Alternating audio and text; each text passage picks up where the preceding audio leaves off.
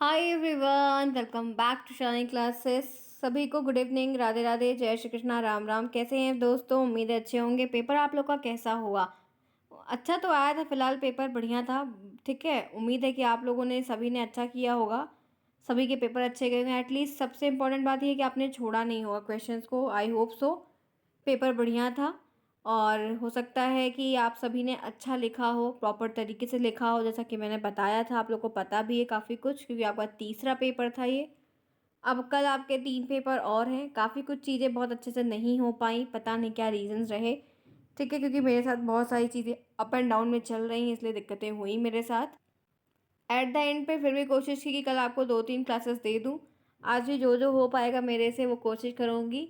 काफ़ी कुछ चीज़ें प्रॉपर वे में नहीं हो पाई, मैं एग्री करती हूँ, बट नेक्स्ट सेमेस्टर में आई प्रॉमिस की चीज़ें होंगी। और जो पेपर्स आपके ये मैं आपको आपके कह सकते हैं एग्ज़ाम देने के बाद आप फ्री होंगे तो उसमें मैं आपको लाइव आके सब चीज़ें डिस्कस करके करवाऊँगी। तब तक मेरी चीज़ें भी काफ़ी एकदम मैशअप में हैं, तो वो भी सेटल डाउन हो जाएंगी। ठीक है, फिलहाल के लिए सब बातें बाद में करेंगे। अभी हम फोकस करते हैं कल के आपके बहुत इंपॉर्टेंट एग्जाम है, अभी संस्कृत भी बचा हुआ है तो उस पर फोकस करते हैं। अभी मैं यहाँ पे आपको साइंस के ऑब्जेक्टिव क्वेश्चंस करवाने वाली हूँ, क्योंकि जो कि आपके सिलेबस से ही आएंगे। आप जुड़े हैं मेरे साथ, मैं हूँ शालिनी, सभी का स्वागत है शालिनी क्लासेस में। आइए चलते बढ़ते हैं, देखते हैं साइंस के ये क्वेश्चन है। 5 MCQs आएंगे, तो मैं कोशिश में हूँ कि आपको कई सारे एट द एंड पे करवा दूँ। सबसे पहला क्वेश्चन आपके सामने स्क्रीन पर है। निम्नलिखित दिए गए यातायात साधनों में से कौन सा विज्ञान एवं प्रौद्योगिकी की देन है? साइंस और टेक्नोलॉजी से मिलकर बना है। बैलगाड़ी, मोटरसाइकिल, ऊंट और घोड़ा गाड़ी। तो हम सभी जानते हैं कि साइंस और टेक्नोलॉजी दोनों को मिक्स करके जो एक ट्रांसपोर्ट का सिस्टम बनाया गया वो मोटरसाइकिल। आपका सी ऑप्शन इस क्वेश्चन के लिए करेक्ट है। इसी के साथ आगे बढ़िए, नेक्स्ट देखिए। विज्ञान से किस क्षेत्र में लाभ हुआ है? शिक्षा में हुआ है, कृषि में हुआ है, दूरसंचार में, उपरोक्त सभी। हम अगर साइंस को पढ़ रहे हैं तो हमें किस फील्ड में कह सकते हैं, किस सेक्टर में हमें प्रॉफिट हुआ है, हमें चीज़ें समझ में आई हैं। तो सिंगल सा कॉन्सेप्ट है यहाँ पे। हमें जो चीज़ें बेटर लगी हैं वो आपको उपरोक्त सभी, दूरसंचार में भी, शिक्षा में भी और कृषि में भी। ठीक है, इसी के साथ आपका डी ऑप्शन इस क्वेश्चन के लिए करेक्ट है। नेक्स्ट आइए। टेक्नोलॉजी के विकास से संबंधित चीज़ें क्या है? मानव जीवन प्रभावित होता है, बेरोजगारी में सुधार हुआ, मृत्यु दर में बहुत वृद्धि हुई, उपरोक्त में से कोई नहीं। जो टेक्नोलॉजी के विकास संबंधित बातें उसमें क्या चीज़ें सामने निकल कर आई? तो प्रौद्योगिकी के विकास से संबंधित है। मानव जीवन बहुत ज़्यादा ही प्रभावित होता है, अच्छा भी होता है रिस्पॉन्स तरीके से, नेगेटिव भी देखने को मिलता है, क्योंकि हम लोग टेक्नोलॉजी के डिसएडवांटेज भी लेते हैं। आगे बढ़ते हैं, नेक्स्ट देखिए। एक्सरे का आविष्कार किसने किया? ऑटो हॉर्न ने, मार्कोनी ने, एडिसन ने और विलियम रोट जेंस ने। बताइए। जो एक्सरे है, देखा होगा आप सभी ने, एक फिल्म एक वो निकलती ना जिसको करवाया जाता है। तो बताइए यहाँ पर क्या होगा, फोर्थ में कौन सा ऑप्शन होगा? तो ध्यान रखिएगा कि विलियम रोटजेंस इनका नाम है, जिन्होंने एक्सरे का आविष्कार किया है। तो ऐसी छोटी छोटी चीज़ें हैं, हो सकता है आ जाए। यातायात का साधन है, कंप्यूटर है, टेलीविज़न है, रेडियो है, रेलगाड़ी है। जो साधन है वो चीज़ें क्या है? 5 का 4 क्वेश्चन है, बताइए क्या होगा? तो यातायात के साधन में कंप्यूटर, टेलीविजन, रेलगाड़ी है, बाकी और चीज़ें नहीं है। ठीक है, आपका डी ऑप्शन करेक्ट है। निम्नलिखित संसाधनों में सबसे तीव्र चाल किसकी है? स्कूटर की, कार की, वायुयान की और रेलगाड़ी की। 6 का राइट आंसर क्या होगा? एक सिंगल ऑप्शन आपका है वो वायुयान है। ठीक है, बी ऑप्शन आपका 6 के लिए बी है। ये ध्यान रखिएगा, संसाधनों की जो बातें होती हैं वो उसमें 6 में बी ही होता है। इसी के साथ नेक्स्ट आते हैं। एजुसेट क्या है? एक शैक्षिक समिति है, एक शैक्षिक उपग्रह है और एक शैक्षिक कार्यक्रम, इनमें से कोई नहीं। 7 का राइट आंसर क्या होगा? एजुसेट क्या होता है? एजुसेट के बारे में हमने कई सारे क्वेश्चंस भी पढ़ रखे हैं। तो ये कहते हैं एक सैटेलाइट है। क्या है? एक शैक्षिक सैटेलाइट है। तो आपके पहले चैप्टर में 7 प्रश्न थे, आपके 5 ही प्रश्न आएंगे। आपको जो वैज्ञानिक यंत्र वाला टॉपिक है, आपको याद है कि नहीं याद है, या भूल गए आप लोग? इतनी जल्दी नहीं भूलिएगा, क्योंकि वैज्ञानिक यंत्र के जो टॉपिक हैं वो भी आपसे प्रश्न के तौर पर पूछे जाएंगे। हम आपको दिखाते हैं, आइए उसी की बारी है। ये चैप्टर 2 है। दाब का मात्रक बताइए। न्यूटन मीटर, न्यूटन पर मीटर स्क्वायर है, न्यूटन मीटर, न्यूटन पर मीटर स्क्वायर है। बताइए यहाँ पर क्या होगा? प्रेशर का जो मात्रक है, यूनिट है, वो मेजरमेंट आपसे पूछ रहा है। क्विक रिप्लाई करिए, कौन सा ऑप्शन आपका होगा? तो 1 में ध्यान रखिएगा कि जो आपका दाब का मात्रक आपसे पूछ रहा है, एक सिंगल ऑप्शन आपके इस क्वेश्चन का करेक्ट है, वो है न्यूटन पर मीटर स्क्वायर। डी ऑप्शन जिन्होंने चूज़ किया उनका सही है, क्योंकि आपको पता है एसआई यूनिट और जो ऐसे मात्रक की चीज़ें हैं वो आपके साइंस में 101% तो आनी ही आनी है। आगे बढ़िए, दाब का सूत्र बताइए। P बराबर F/A है, P बराबर A/F है, A और B दोनों उपरोक्त में से कोई नहीं। क्या होगा यहाँ पर? ऐसे सूत्र के फॉर्मूला हमेशा पूछे जाते हैं और हमेशा आते हैं। आज मैंने आप लोग को साइंस का क्वेश्चन वेरी शॉर्ट भी टेलीग्राम पर शेयर किया हुआ है, तो वो भी देख लीजिएगा आप लोग। चलिए बताइए क्या होगा। तो ध्यान रखिएगा कि दूसरे का जो राइट आंसर है P बराबर F/A है, ये दाब का सूत्र है। आगे बढ़िए, एक वायुमंडलीय दाब बराबर होता है किसके? ठीक है, तो यहाँ पर दिया हुआ है आपको, क्या दिया हुआ है आपको, 1,1325 पास्कल के 10⁻³ न्यूटन पर मीटर स्क्वायर, 10 पर सेंटीमीटर स्क्वायर। बताइए क्या होगा। तीसरे का राइट आंसर, एटमॉस्फेरिक प्रेशर किसके इक्वल होता है? तो ध्यान रखिएगा, आपको जो एटमॉस्फेरिक प्रेशर पूछ रहा है वो 1,1325 पास्कल के होता है। पास्कल की वैल्यू में अगर आपसे पूछता है तो। ठीक है, आगे बढ़िए, नेक्स्ट चलते हैं फोर्थ क्वेश्चन। क्रेसोग्राफ का उपयोग कहाँ पर होता है? क्रेसोग्राफ का यूज़ हम कहाँ पर करते हैं? आपके सामने 4 ऑप्शन है। विद्युत धारा मापने के लिए, ऊंचाई को मेजरमेंट करने के लिए, ध्वनि की तीव्रता को मापने के लिए, पौधों की वृद्धि का अभिलेखन में। क्रेसोग्राफ का यूज़ हम कहाँ पर करते हैं, बता सकते हैं आप? हम कहाँ पर यूज़ करते हैं? आपको अमीटर विद्युत धारा मापन, और एनीमोमीटर वायु के वेग का मापन, बैरोमीटर वायुमंडलीय दाब का मापन, और कैसोग्राफ में पौधों की वृद्धि के अभिलेखन में हम इसको करते हैं। तो डी ऑप्शन आपका सही है। आपको फेदोमीटर जिसमें सागर की गहराई मापी जाती है वो आपको ध्यान में रखना है।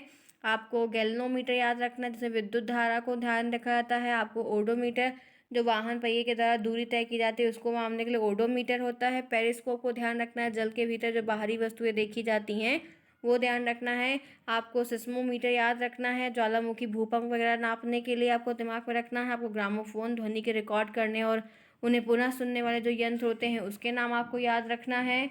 आपको कैलिपर्स का नाम याद रखना है जिसमें वो जो वर्नियर कैलिपर्स था वो याद रखते हैं। कंपास ध्यान रखना है आपको जो है कम्यूटेटर ध्यान रखना है, जैसे प्रत्यवर्ती धारा का एक दृष्टिवर्ती धारा में परिवर्तन होता है वो दिमाग में रखना है।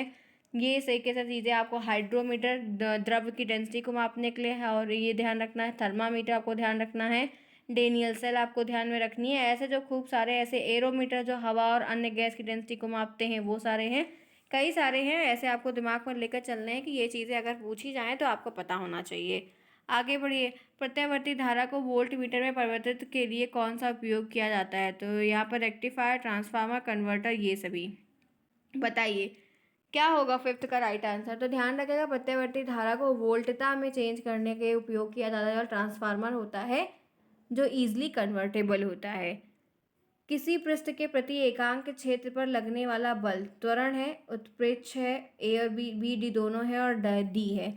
किसी भी सरफेस के प्रति एकांक क्षेत्र पर लगने वाला जो बल होता है वो क्या है? तो 6 का एक ऑप्शन आपका सही हुआ, दाब होता है, वो प्रेशर होता है जो किसी भी सरफेस पे एक एकांक एरिया में, एक सिंगल एरिया में अपने बल को लगाता है। वोल्टीमीटर का उपयोग कहाँ होता है? विद्युत धारा मापन में, और विभवांतर पोटेंशियल डिफरेंस में, और विद्युत की दिशा ज्ञात करने में, और उपरोक्त सभी। 7 का राइट आंसर क्या होगा? 7 में आपका बी ऑप्शन है, विभवांतर मापने में हम वोल्ट मीटर का प्रयोग करते हैं। इसी के साथ नेक्स्ट आते हैं, दाब अधिक होता है। दाब अधिक कहाँ होता है? बैठने पर, दो पैर से खड़े होने पर, एक पैर से खड़े होने पर, लेटने पर। जो प्रेशर है वो ज़्यादा कहाँ पर होता है? तो 8 का सिंगल ऑप्शन जो होगा ना वो आपका सी ऑप्शन है, एक पैर से खड़े होने पर प्रेशर काफ़ी ज़्यादा अप्लाइड होता है। अगर आप दो पैर से खड़े थे तो वो बराबरी डिवाइड हो जाता है, लेकिन अगर आप एक पैर पर खड़े हैं तो उस पर ही पूरी शरीर का भार होता है, तो वहाँ पर ज़्यादा होता है प्रेशर। नेक्स्ट आइए, किसी तल पर दाब कैसा होता है? उस पर लगने वाले बल के अनुक्रमानुपाती तथा उसके क्षेत्रफल के अनुक्रमानुपाती होता है। उस पर लगने वाले बल के अनुक्रमानुपाती तथा उसके क्षेत्रफल के व्युत्क्रमानुपाती होता है। एक रेसिप्रोकल होता है, एक नॉन रेसिप्रोकल होता है। ठीक है, तो उस पर लगने वाले व्युत्क्रमानुपाती तथा उसके क्षेत्रफल के अनुक्रमानुपाती होता है। उस पर लगने वाले बल के अनुक्रमानुपाती तथा उसके क्षेत्रफल के व्युत्क्रमानुपाती, एकदम सेम चीज़ें हैं, बस थोड़ा थोड़ा सा डिफरेंस कर रहा है। तो किसी भी तल पर, सरफेस पर जो प्रेशर लगता है उसका जो राइट आंसर है वो उस पर लगने वाले बल के अनुक्रमानुपाती तथा उसके एरिया के व्युत्क्रमानुपाती होता है। तो ये आपको दिमाग में रखना होगा, बी ऑप्शन है। फिजिक्स के क्वेश्चंस आएंगे। नेक्स्ट देखिए, किसी वस्तु को जल में पूर्णतः डुबाने पर उस पर लगने वाला उत्प्लावन बल, बॉयंट फोर्स को कहते हैं, बराबर वस्तु का भार है, अतः वस्तु जल में डूब जाएगी तब होगा। अतः वस्तु तैरती रहेगी सतह पर, वस्तु जल की कुछ डूबी हुई होगी, कुछ नीचे और पूरी डूबी तैरेगी। क्या होगा? तो 10 का जो राइट आंसर है कि किसी भी वस्तु को जल में पूर्णतः डुबाने पर उस पर लगने वाला उत्प्लावन बल बराबर वस्तु का भार वस्तु सतह पर क्या होगी? तैरेगी, क्योंकि जितना वो डिस्प्लेस करता है उतना आधा ऊपर आधा नीचे रहता है। तो इसीलिए वो क्या होती है, वो चीज़ें वाटर बॉडीज़ के ऊपर वो क्या करती है, सरफेस पे तैरती रहती हैं, मूव होती रहती है। ठीक है, तो ये आपके चैप्टर 2 से मैंने करवाया। कौन सा चैप्टर से? चैप्टर दूसरे का क्वेश्चन करवाया। तो ज़्यादा चैप्टर तो नहीं है, बट 1 बाय 1 करके करवा रही हूँ, तो दिमाग पर लेकर अच्छी चीज़ चलेगा कि भाई प्रश्न आते हैं तो करेगा। फटाफट क्लास को भी लाइक कर लीजिए, आगे बढ़ते हैं। नेक्स्ट चैप्टर है, निम्न में से एक कोशिकी जीव है। एक कोशिकी बहुकोशिकीय हमेशा पूछता है, तो वेल है, विषाणु है, अमीबा है, सर्प है। बताइए, एक कोशिकी यानी कि यूनिसेलुलर क्या है? तो यूनिसेलुलर ऑर्गेनिज्म की बात अगर एग्जाम्पल को आपको याद है तो अमीबा है।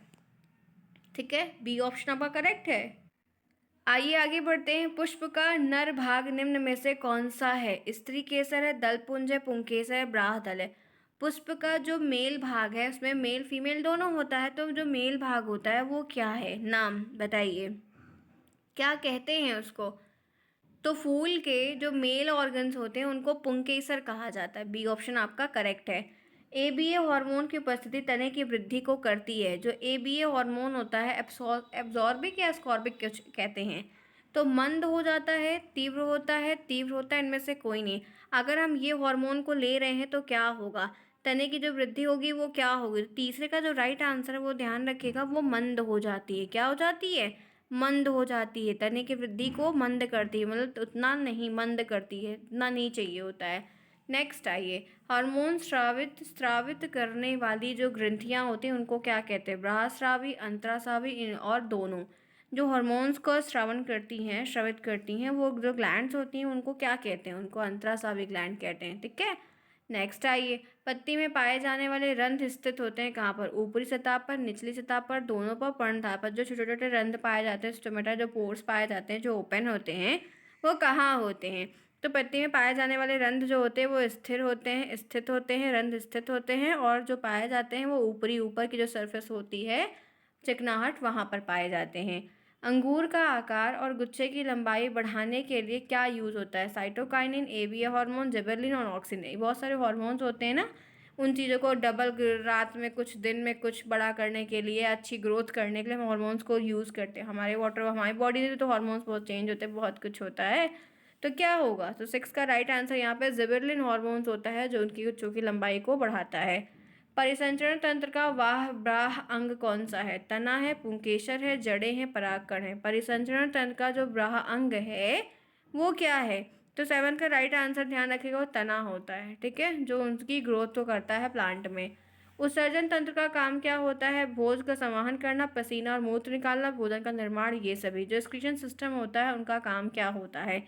तो ध्यान रखिएगा, एक्सक्रीशन सिस्टम पसीना और मूत्र वगैरह को बाहर निकालता है, गंदगी को बाहर निकालने का काम एक्सक्रीशन सिस्टम का होता है। नेक्स्ट देखिए, मनुष्य के वृक्कों की संरचना एवं क्रियात्मक इकाइयाँ होती हैं। मूल नलिकाएं, नेफ्रिडा, शुक्रजनन नलिकाएं और वृक्क नलिकाएं। 9th में क्या होगा? तो 9th में सिंगल ऑप्शन आपका सही है। जो ह्यूमन्स बॉडी होती है उनके वृक्कों की संरचनात्मक और क्रियात्मक इकाइयाँ होती नेफ्रिडा।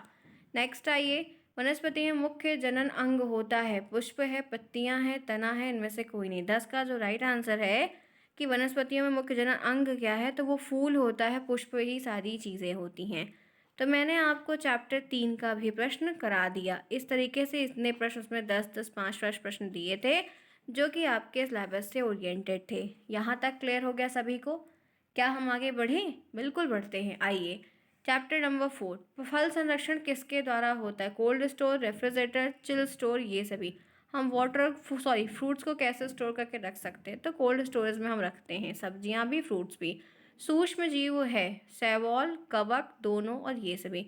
माइक्रो ऑर्गेनिज्म है, ऑप्शंस दिया गया है, बताइए क्या शैवाल माइक्रो ऑर्गेनिज्म है? क्या कवक माइक्रो ऑर्गेनिज्म है?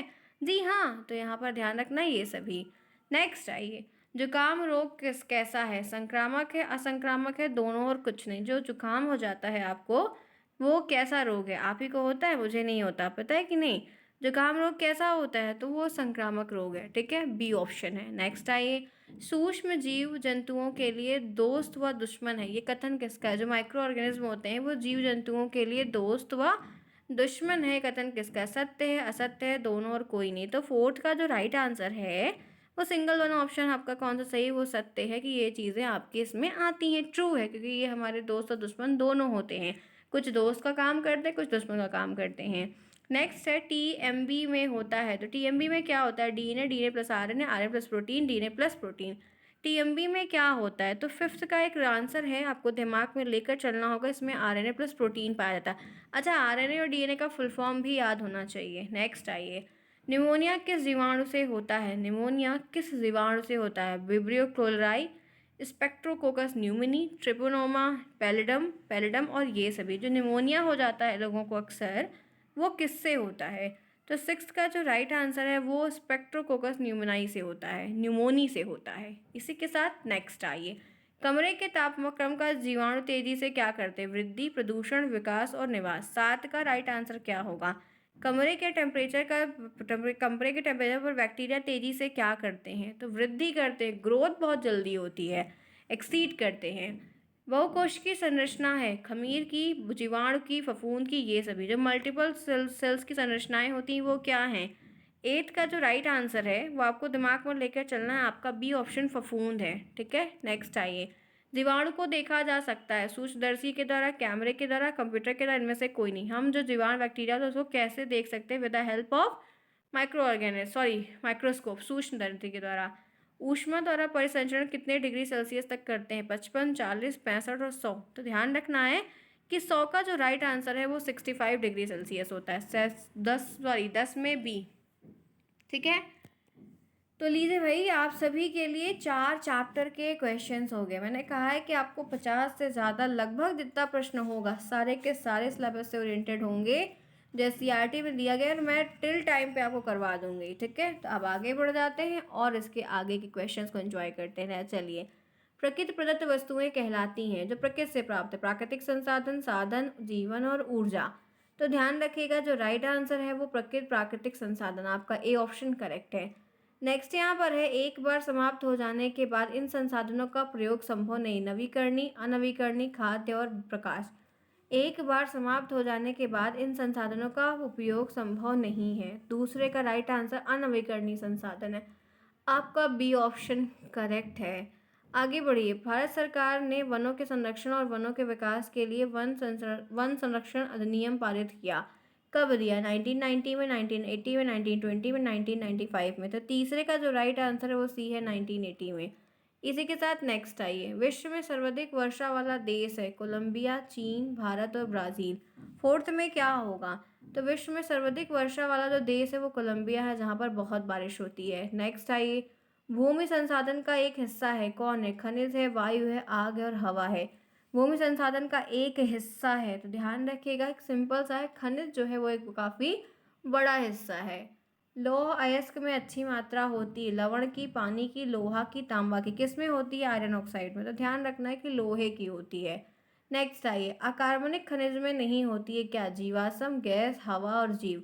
7 का जो राइट आंसर एक सिंगल ऑप्शन है कि अकार्बनिक खनिजों में जीवाश्म नहीं होता है, बाकी सारी चीज़ें होती हैं। नेक्स्ट आइए, चूना का रासायनिक नाम क्या है? कैल्शियम, कैल्शियम कार्बोनेट और ये सभी। 8 का राइट आंसर, तो यहाँ पर कैल्शियम कार्बोनेट है। ये क्वेश्चंस, इस तरीके के क्वेश्चंस भी काफ़ी ज़्यादा आते हैं। भारत में गिद्ध की कितनी प्रजातियां हैं? बहुत सारी हैं फिलहाल, लेकिन जो एक एग्जैक्टली पता होना चाहिए वो यहाँ पर 9 है, ठीक है। आगे बढ़िए, भारत में बाघ परियोजना लॉन्च की गई 2000 में, 1993 में, 2011 में और 1920 में। कब की गई? भारत में कब की गई? 1993 का टाइम ड्यूरेशन रहा जब की गई। तो आपको मैंने 5 चैप्टर के भी 10 क्वेश्चन करा दिए, तो यानी कि आपको काफ़ी ज़्यादा प्रश्न मैंने अभी तक करवा दिए। कितने तैयार हुए, कितने सही हुए आप लोगों की? उम्मीद है कि आप लोग भी प्रॉपरली सही भी कर रहे होंगे, इतना ध्यान रखना है, काफ़ी कुछ रिपीट होगा। चलिए, क्वेश्चन नंबर नेक्स्ट है चैप्टर 6 से। बताइए, खाना बनाते समय यदि बर्तन की तली बाहर से काली हो जाती तो इसका मतलब क्या है? देखो, अक्सर वो कुकर, भगोला, कढ़ाई, पतीला काला हो जाता है, ठीक है, तो क्या होगा? भोजन पूरी तरह नहीं पका, ईंधन पूरी तरह से जला नहीं, ईंधन अर्ध है, ईंधन पूरी तरह से जल रहा है। तो यहाँ पर है कि खाना बनाते समय यदि बर्तन की तली बाहर से काली हो जाती है, इसका मतलब ये है कि ईंधन पूरी तरीके से सही से नहीं जल रहा है। आगे बढ़िए।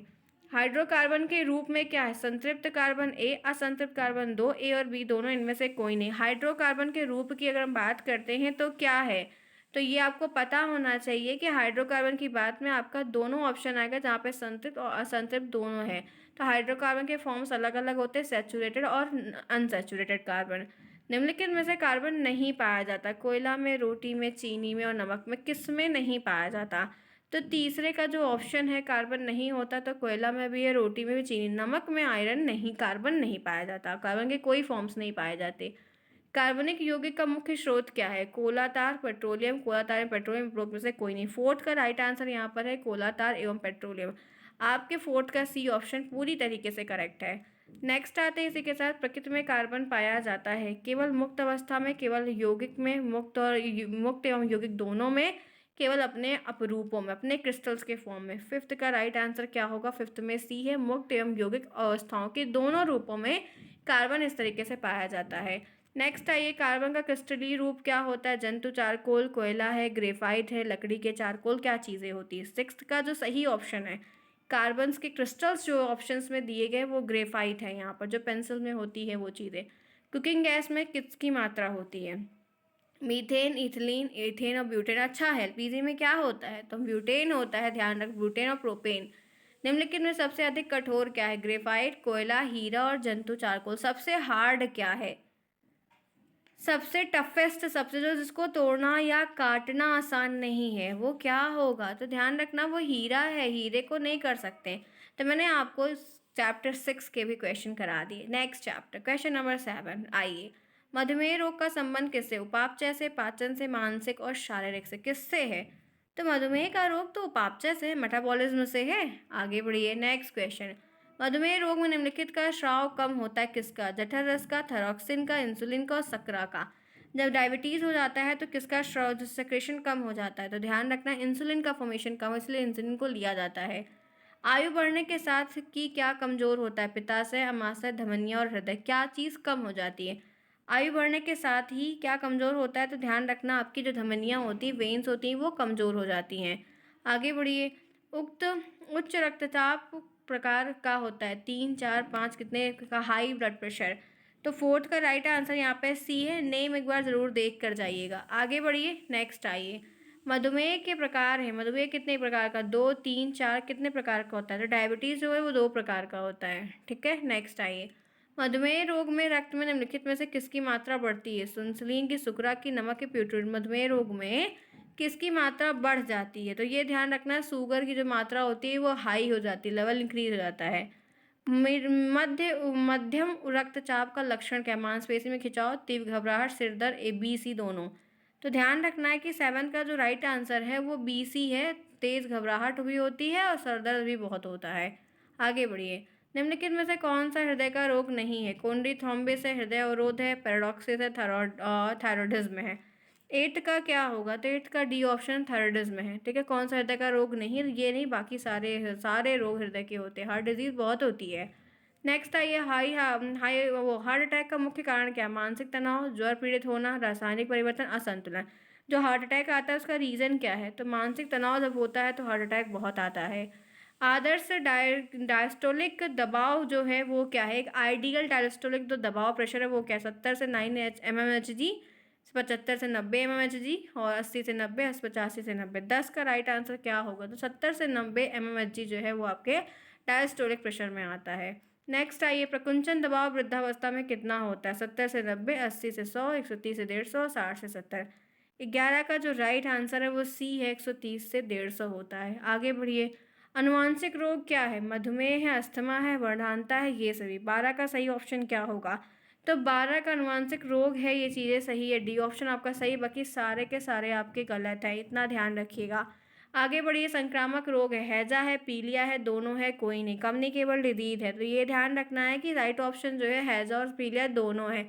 सी ऑप्शन आपका इस क्वेश्चन के लिए करेक्ट है। कल बहुत रिपीट हो जाएगा, देख लीजिएगा। मधुमेह में किस दवा को प्रयुक्त किया जाता है? इंसुलिन को, एम्पिसिलिन को, पैरासीटामोल को, विटामिन डी को। तो हम किसको यूज़ करते हैं? तो हम यहाँ पर इंसुलिन को यूज़ करते हैं एज अ मेडिसिन के फॉर्म में। रुधिर दाब पर प्रभाव किसके कारण नहीं होता है? हृदय के सिकुड़न और शिथिलन के कारण, हृदय वाहिनी में पहुँचने वाले निकलने वाले ब्लड की मात्रा पर, रुधिर की सांद्रता पर, और खाना खाने में। तो 15 का सही ऑप्शन है, खाना खाने में कोई प्रभाव कारण वगैरह नहीं होता। तो ये आपका चैप्टर 7 था। कौन सा था? चैप्टर 7 था, जो कि मैंने वो भी आपको क्वेश्चन के फॉर्म में करा दिया। अब हम आगे बढ़ें, 8वां भी कर लें, क्योंकि चीज़ें दी गई हैं तो होना चाहिए। नेक्स्ट आइए, जलीय वातावरण में पाया जाने वाला पौधा। 100 प्लस क्वेश्चन है आपके लिए। सिंघाड़ा, मक्का, आलू और मटर।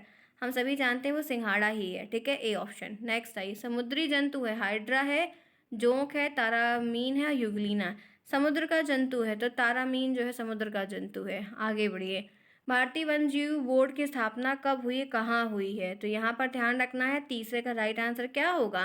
1952 में हुई है। आगे बढ़िए, रेगिस्तान का जहाज ऊंट को कहा जाता है, हमें इफ बट करना ही नहीं है। प्राकृतिक संसाधन कौन से हैं? सौर ऊर्जा, जीवाश्म, प्रकाश, ये सभी। तो ये सब कुछ है, प्रकाश भी है, लाइट भी है, सोलर एनर्जी भी है, जीवाश्म भी है। प्रोजेक्ट टाइगर योजना कब प्रारंभ हुई? 1 अप्रैल 1973, 29 मार्च 1973, 10 अप्रैल। बताइए क्या होगा? 6 का राइट आंसर। 6 में जो सही है वो आपका ए ऑप्शन है, 1 अप्रैल 1972। ओजोन गैस कहाँ पाई जाती है? O2 है, CFC, O3 और NO3। तो ओजोन गैस का फुल फॉर्म क्या है? O3 है, ऑक्सीजन के 3 मॉलिक्यूल। पृथ्वी के चारों ओर कितनी ऊंचाई तक वायुमंडल का विस्तार है? 15 किलोमीटर, 100, 60 और 150। पृथ्वी के चारों ओर ऊंचाई का जो एक क्राइटेरिया है वो 60 किलोमीटर के रेंज में है। चमगादड़ को किस श्रेणी में वर्गीकृत किया गया? स्तनपायी है, स्तनपायी है, सरीसृप है, कीट है, पक्षी है, क्या है? तो चमगादड़ एक स्तनपायी है, ठीक है। आगे बढ़िए, नेक्स्ट आई, ग्लोबल वार्मिंग को निम्न में से कौन सी गैस प्रभावित करती है? ग्लोबल वार्मिंग इफेक्टिव किससे होती है? NH3 से, CO2 से, और SO4 से, और H2O से। भाई कौन इफेक्ट करता है? तो ध्यान रखिएगा, एक ही चीज़ है जो इतना हार्म कर देती है कि हमें भी परेशानियां उठानी पड़ जाती है। तो राइट आंसर यहाँ पे वो है CO2। अब मैंने आपको इतना प्रश्न करा दिया, चलते हैं बढ़ते हैं चैप्टर 9 पे, जिसमें 40 क्वेश्चन है यही चैप्टर में, देखना। पहला क्वेश्चन देखिए, प्रकाश प्राप्त होता है तारे से, मोमबत्ती से, सूर्य से, इनमें से सभी। कहाँ से एनर्जी आती है? हमको पता है कहाँ से आती है, सबसे आती है। लाइट तो तारे से भी आती है, सूर्य से भी आती है। नेक्स्ट, प्रकाश प्राप्त कहाँ से होता है? हो गया। नेक्स्ट है, प्रतिबिंब कितने प्रकार के होते हैं? वास्तविक और आभासी दोनों, और कोई नहीं। प्रतिबिंब दोनों होते हैं, वास्तविक भी होते हैं, आभासी भी होते हैं, ठीक है। आप ये वाला भी चूज कर सकते हो, ये सभी भी चूज कर सकते हो, गलत नहीं है। हर्ट्ज की जो मात्रा होती है, हर्ट्ज की, वो ऊर्जा में होती है, आयाम में, आवृत्ति में, वे किसकी होती, किसका मात्रक है? पता है, आवृत्ति का होता है। आइए नेक्स्ट, आवर्तकाल T तथा आवृत्ति N के बीच का संबंध। ये चैप्टर इंपॉर्टेंट है, सबसे ज़्यादा महत्वपूर्ण फिजिक्स का चैप्टर यही है। बताइए क्या होगा? तो ध्यान रखिएगा, फोर्थ का जो राइट आंसर है वो T/N is equal to 1। Lens के प्रकार 1, 2, 3, 4, 8, 12, 16, 18, 15, 20, 22, 25, क्या?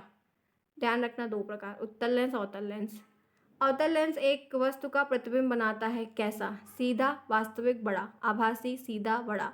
4 ऑप्शन स्क्रीन पर बताइए क्या करता है। 6 का राइट आंसर। तो पता है, अवतल लेंस वस्तु का जो प्रतिबिंब बनाता है वो सीधा, आभासी और छोटा बनाता है। प्रकाश की चाल 3 × 10⁵ मीटर पर सेकेंड, 3 × 10⁸ मीटर पर सेकेंड, 11 और 10। लाइट की जो स्पीड होती है वो क्या होती है? तो 3 × 10⁸ मीटर पर सेकेंड, सी ऑप्शन करेक्ट है। नेक्स्ट क्वेश्चन, दीप्त वस्तु है मोमबत्ती, दर्पण, चांद और कागज। दीप्त वस्तु क्या है? कागज चांद होता है। नेक्स्ट आइए, आवर्धन का सूत्र क्या है? M = I/O, M = OI, I/MO, इनमें से कोई नहीं। आवर्धन का सूत्र बताइए, फॉर्मूला।